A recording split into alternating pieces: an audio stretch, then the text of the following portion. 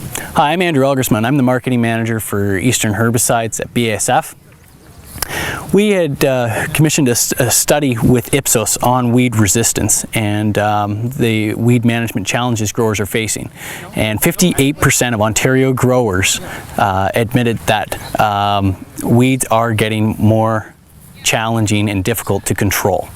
One of the items we bring up here is that here, particularly at this site, last year field biologists had identified one Canada Fleabane plant, and this year we're seeing a lot of Canada Fleabane at this site. The reason why this is significant is glyphosate resistant Canada Fleabane is certainly on the rise here in eastern Canada. We've seen it develop from the extreme southwest into about 5 different counties now, and this particular weed can produce up to 1 million seeds per plant. It can also travel up to 500 kilometers as it's a wind-blown seed. And so we see this here.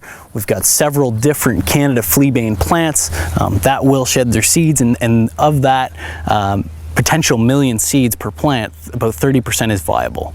So it can become a significant issue. We don't believe we have glyphosate resistant Canada Fleabane yet at this site, but for where it is present, we see the challenges it faces as we are going to have to deal with this weed here at this site in the future.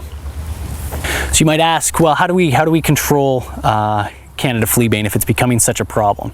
And one of the best solutions is using Aragon as a burn down pre-plant in soybeans, tank mixed with glyphosate, and that's providing a multiple mode of action solution with a group 14 mode of action in with the glyphosate.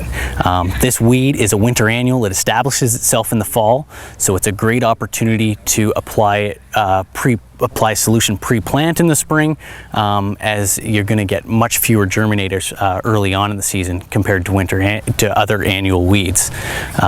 We also look at potentially applying fall applications that are multiple mode of action solutions to control this as well when we go into winter wheat, as that's when it establishes itself. So we do have a couple of options, but we don't have as many options to control this in crop, which makes it critical to do pre-plant or in the fall.